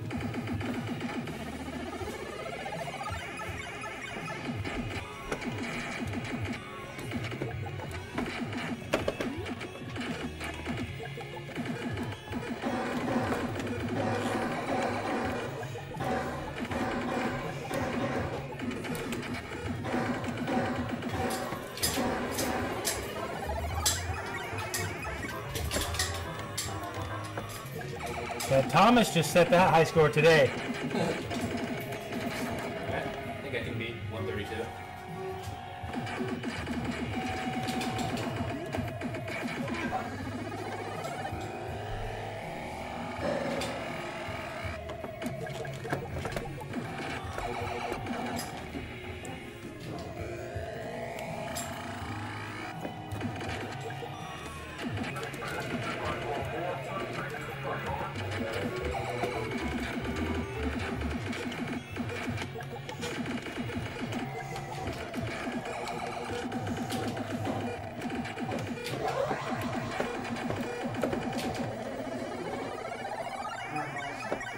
Hey, what's up, Bill? Bill Carlton, what's up? Little marathon man. Independent. Yeah.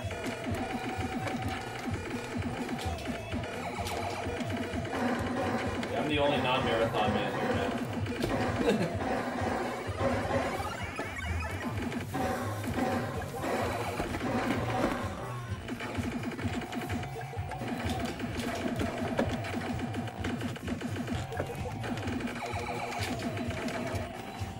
Alright, I gotta let this sit for a minute. I gotta go let the dog outside.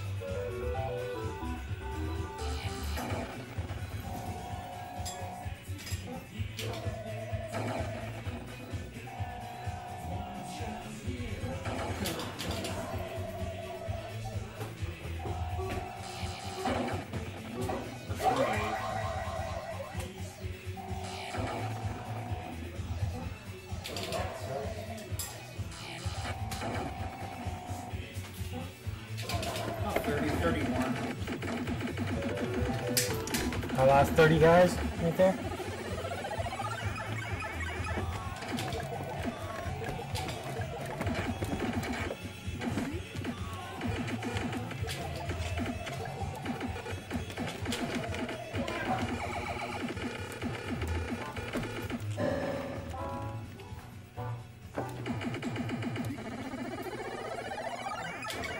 Sup there, old Donner?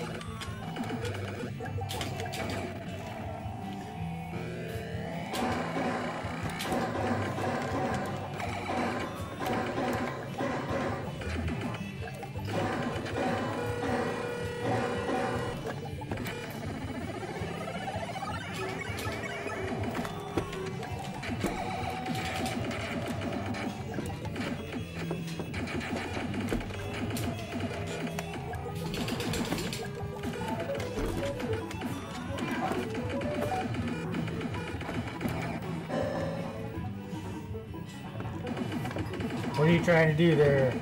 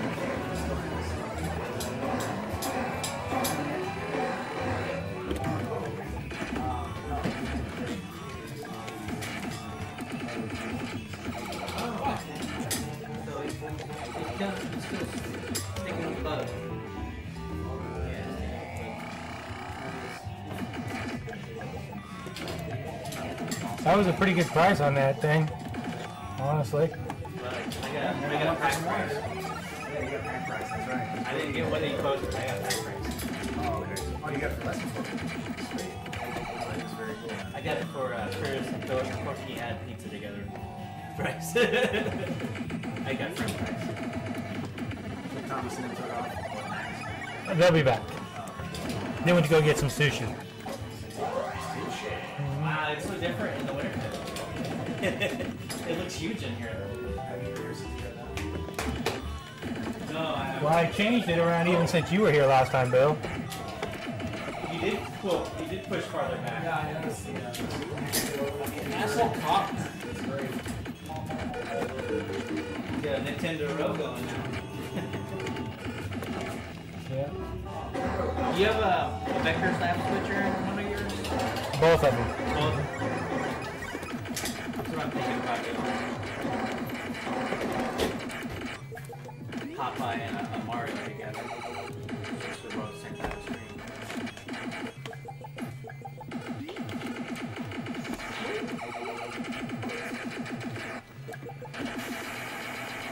I got the clay kit installed already from the guy in the Cool.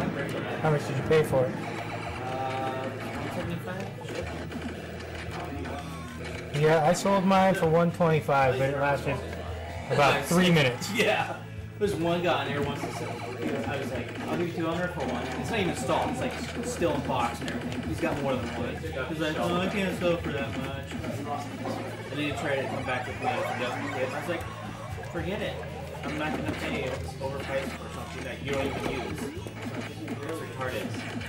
You're just holding it. You can make the price higher. It's dumb. There's a kit on eBay for $500. Buy it now. With The Clay Cowgill kit? Yeah, with a header and something else. That's too high. Yeah, that's way too high.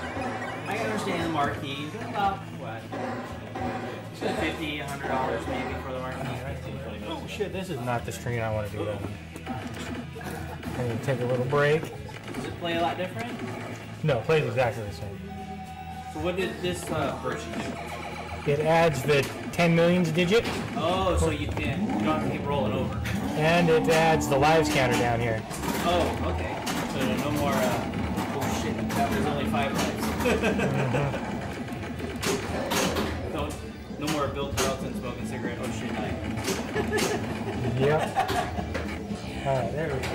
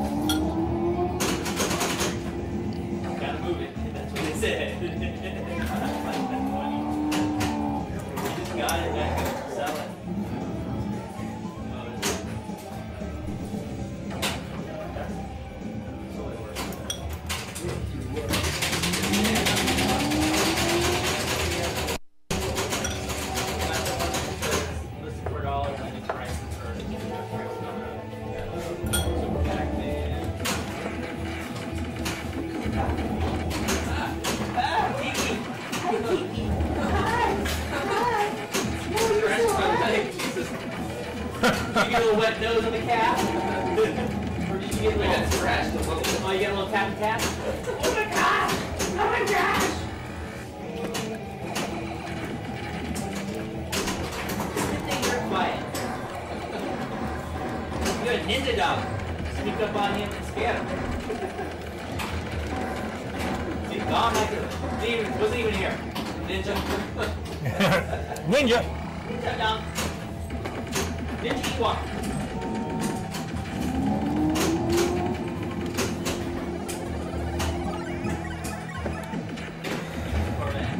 It's really fun. I've never really played this game before. It's really fun. Yeah, when you start a race, when one starts going up, you have to make shots to beat the red one out there. The race.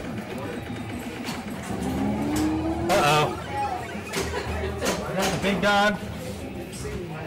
Yeah, game up. Yeah. Uh-oh, he's like, neuter all of you. Even though you've already been neutered. Knock it off. This is it's a lot of hate for some reason. They're just dorks. There's a harness on me. What's up, Thomas? That's it. Any high school stuff or anything? They don't campus Robotron? You're like 600 of those out. Really? What? I mean, you like 600 of those. 600 points? Something like that. Oh, I gotta play it again then. I love that It game. was usually both eyes. Oh, really? Nice. No squinting. How's it going? Alright. We should have like eye patch thing where we all wear That seems kind of dumb. If it ain't with one gun or one eye and two. No doubt the first time should be. Alright, did you get to play? You didn't get to play frontline, huh? He's hogging up all the room over there. Such the I'm not really in a rush to play Such Frontline. the actors.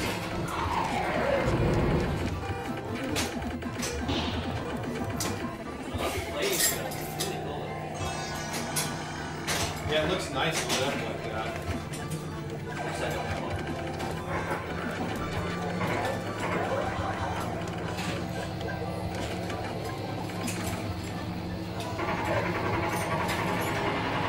I love this game, man. If you want to sell this. It was for sale for a long time.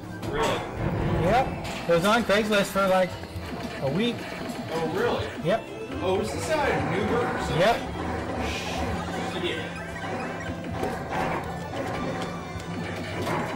How much was it? $450. It was totally worth it to me.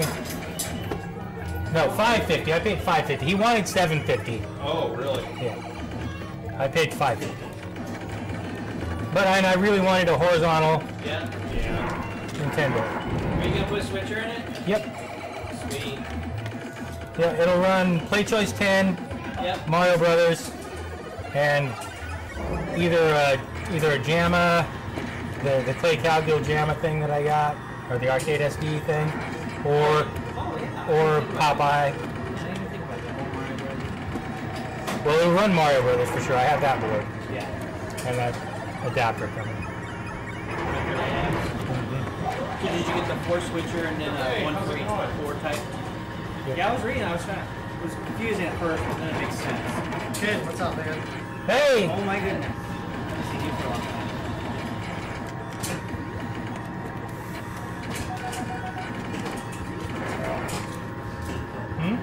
The clock. Oh, it's on your phone. 10 hours. 11. Started. Come on, it's almost 11. He's don't short me an hour, motherfucker. It doesn't matter until you're in the 20s. How's the race going? I'm getting my ass kicked. Really? Well, it's about who stays on. Great. But I'm still doing 4.7 plus million an hour. That's ridiculous. You're doing better than that.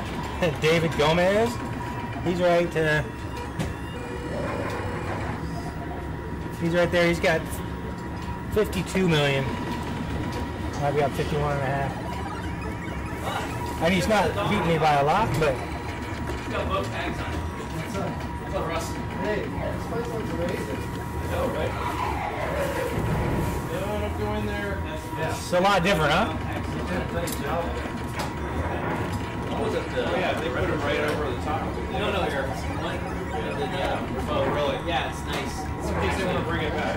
Yeah, it's pretty. Or they get back into it. Do it.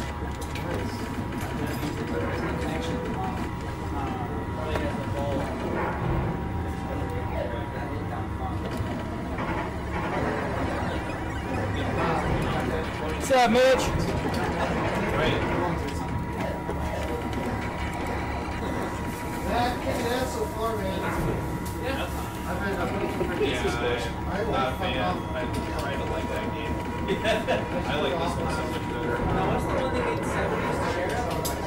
Sheriff, yeah. That's like almost like a space figure. Oh, it is? I got some stuff in the bank. I definitely I gotta concentrate, sorry. I'll ask you later. Yeah. One is good. Yeah. But, So another few more that I haven't gotten around to. So that's like Alga, Fishing. yeah, we can So, go. oh, no, it's not on 4 laps right now. I hate that cop. He looks like a bad guy. Yeah, he does. He's the He's only got one that that does. smile on his face. Yeah. That's why I want to wipe it Stupid off dirty with the gun. cop. I want to wipe it off with the gun.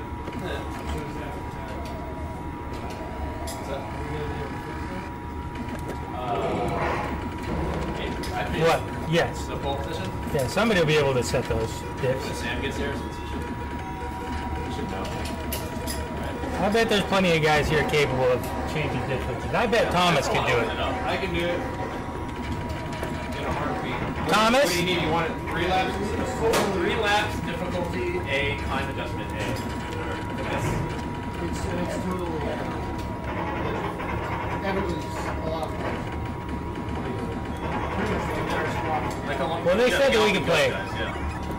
On I whatever we think the can. Alpha machine is set to 4 laps because, like, Captain Jive put up a 60,000 foot score in pole position, which is not possible in real life. Yeah, somebody maybe want to talk to him about that. Yeah. I was gonna bring that up in the forums. It probably is. I think. They probably didn't change it from the Boda. Yeah.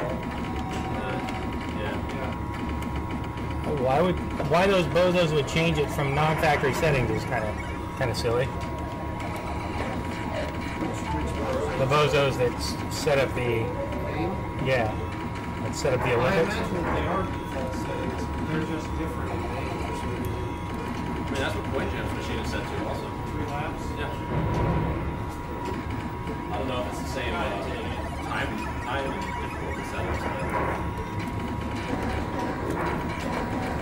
Asteroid 1. playing aspects. Yeah, 5 lives was also not. I'm terrible at asteroids. I'll do flights like 5 But it's not like the score that, like, I've been playing Honda, so it's just the score is so bad. I'm not Yeah, I was looking at that. It took me like an hour.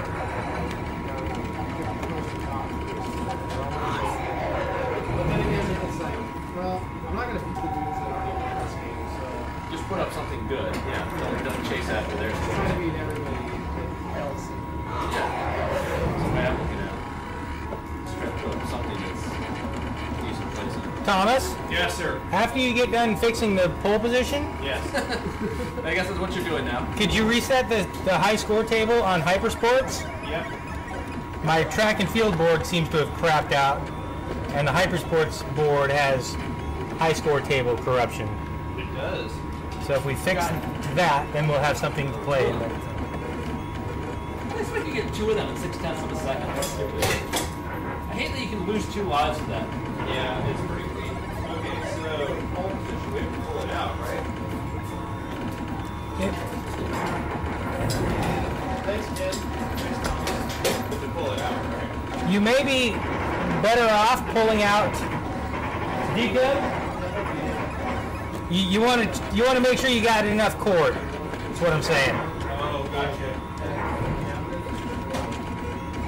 Oh, I see. Yeah, you got that good, man. So you can pull Dig Dug out. I'm gonna have to go to ground at some point. I forgot they had it. Yeah. Let me know. I'll totally try to get I wore the t-shirt on that day.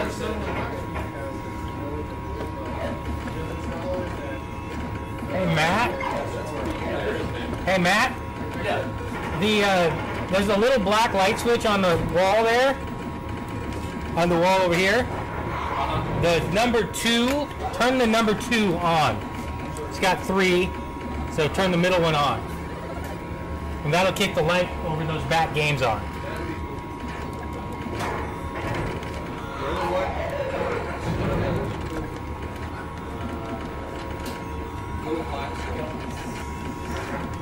The middle one. Oh. Here we go.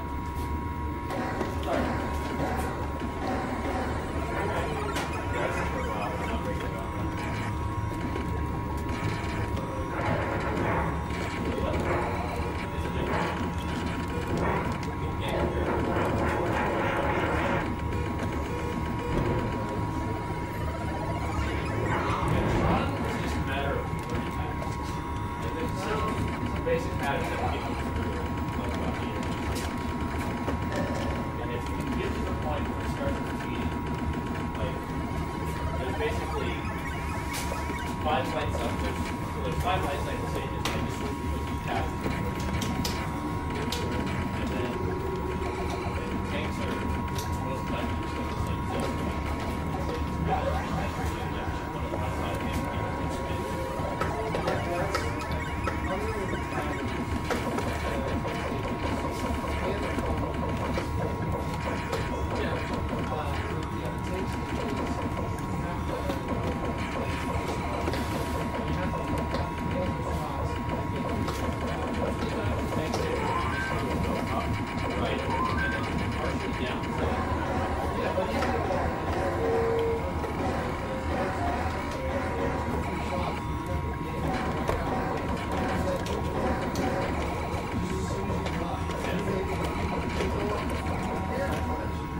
So you can put that in test mode to see what the scores are, or see what, make sure the settings are right.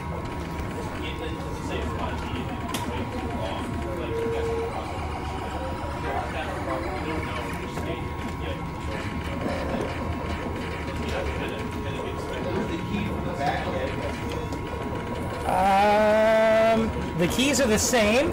Oh, they are. Never mind. And if it doesn't, if the key doesn't do anything, then it's screwed in. Okay.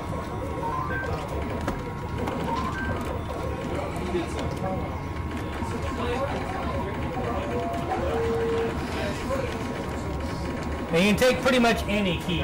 All the keys in the arcade are the same except for millipede.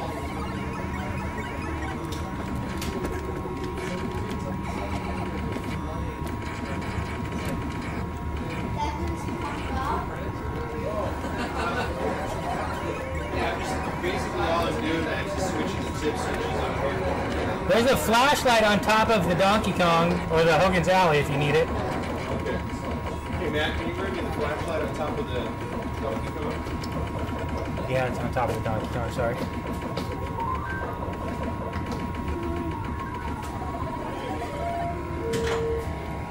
So like, I could have put up a third place score in Mars Base.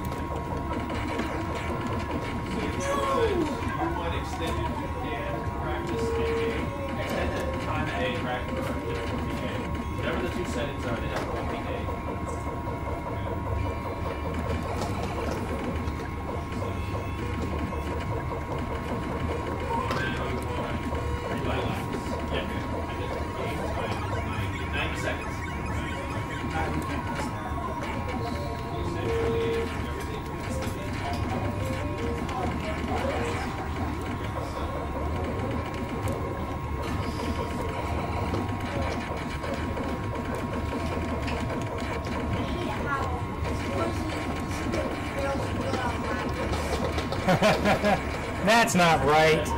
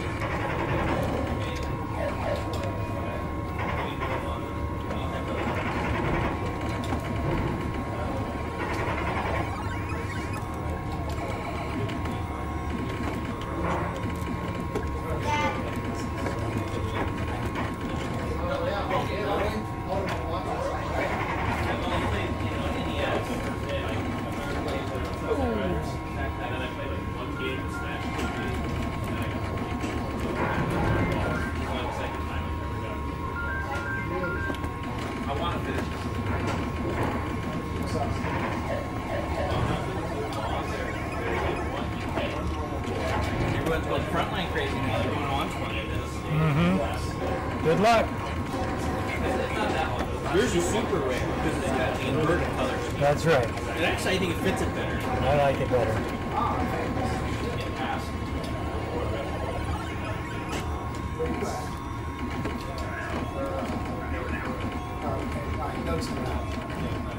Brother Mato, don't forget my licorice, motherfucker.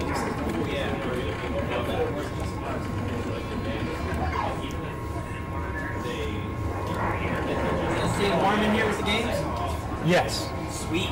Perfect. Perfect.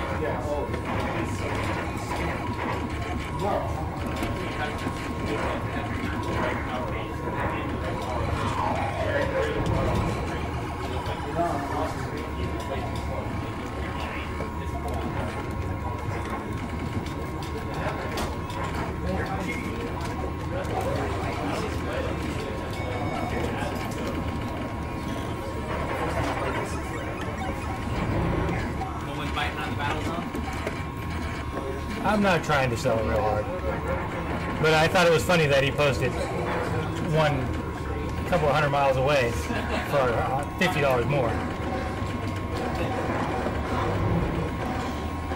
know my friend Dan likes it.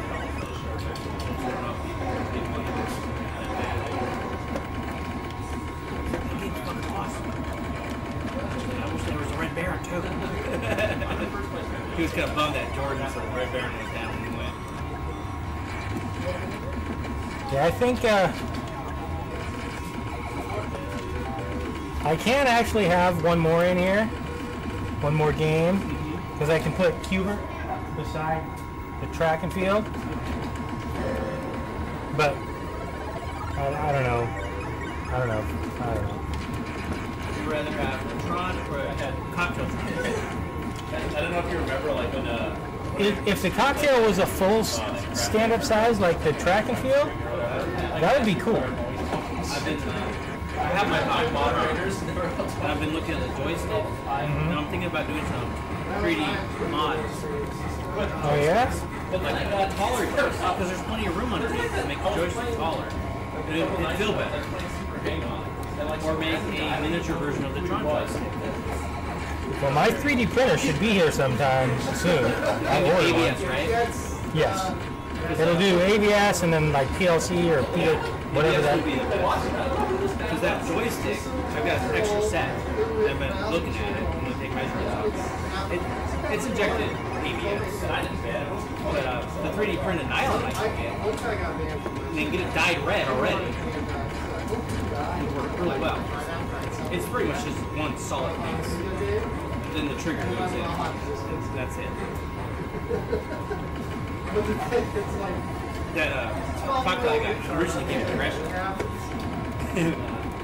Gresham to Spokane, back to Gresham. Exactly. And I didn't even know how to open it. So when I got it, I opened it and I found the receipt in there. A bunch of quarters inside it. I always like those bonus quarters. Battery still on the power cord. Yeah, that's probably. Yeah, I think that was one of the reasons why I was playing pretty loud. Waves going across the screen. Did you get that fixed? Well, I'm gonna get a switcher for that tonight. I'm almost looking at it would be cheaper if I could actually look for a case of switchers. How much for a case? Fair price break? yeah, I think like I just get the regular switcher and then I need to get the super power switcher. I want to get a I don't know. I backup. like the videos that die using now. Like they made some changes. I heard a lot of people have better luck with the higher amp one. Well, I'm just using. that's probably true. It's $10 difference. Yeah, just so it's me Well, using for a game capture. If you don't want that hum, and that $10 will help with that, Yeah. And then there's another mod. seems like a no-brainer. TNT Amusement, they put a cap on there. That gets get rid of the one too. Bowling ball. Okay, it should show the settings on startup. I think. Right? Well, it shows them in the test mode. It shows it for like 5 grand.